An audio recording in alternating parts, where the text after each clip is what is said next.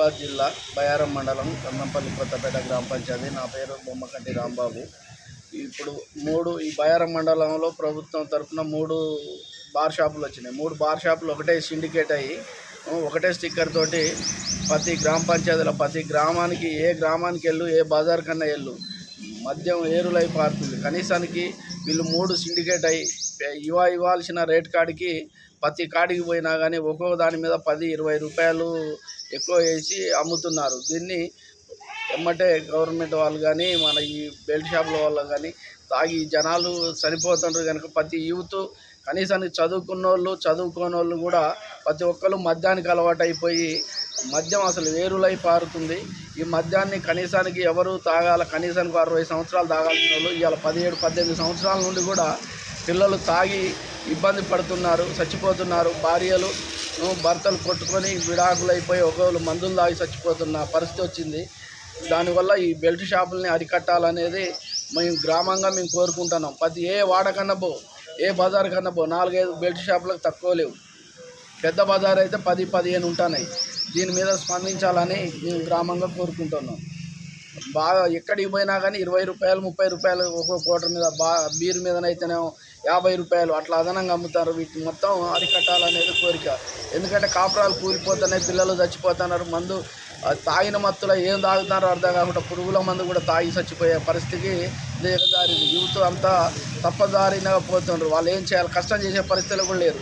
తాగి మంచాల పాల్పడి మొత్తం అనారోగ్యానికి గురి అయిపోతున్నారు. దీన్ని ఎమ్మటే ఖండించాలనేది నా ఒక కోరిక.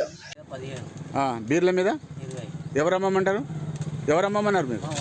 మీ ఓనర్ ఎవరు? పేర్లు చెప్పు రాదు. అరే నీకు అమ్మమ్మన్నా అన్న పేరు చెప్పు. పేర్లు చెప్పావా? అమ్మమ్మని పేరు చెప్పు. ఎవరు అమ్మమ్మన్నారు మీకు? వాళ్ళ పేర్లు చెప్పావా?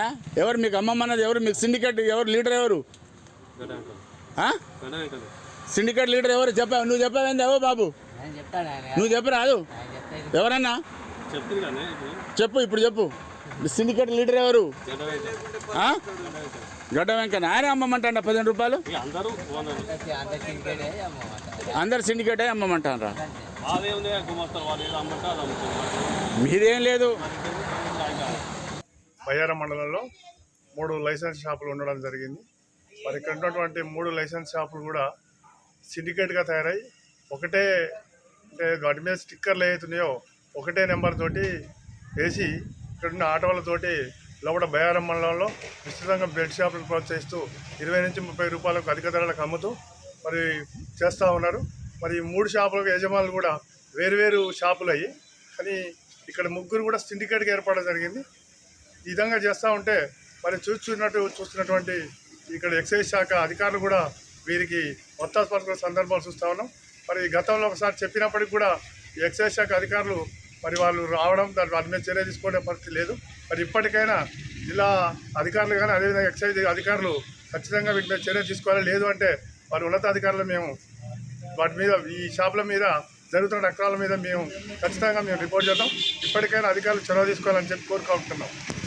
అదేవిధంగా ఇక్కడ నుండి లైసెన్స్ షాపులు ఏవైతున్నాయో ఆ షాపులలో ఏదైతే మద్యం కావాల్సిన మద్యం లేకుంటూ ఏదైతే బ్రాండ్లు ఏదైతున్నాయో ఇక్కడ దొరకని మద్యం ఇక్కడ బెల్ట్ షాపులో దొరుకుతున్నాయంటే మరి ఇక్కడ అధిక ధరలకు అమ్ముతుంటూ ఇక్కడ వినియోగదారులకు కావాల్సినటువంటి లైసెన్స్ షాపులో దొరకపోవడం అనేది మరి ఎక్సైజ్ అధికారులు కూడా వాళ్ళకి కనీసం తెలిసినప్పటికీ కూడా చూస్తున్నట్టు వ్యవహరిస్తూ ఉన్నారు.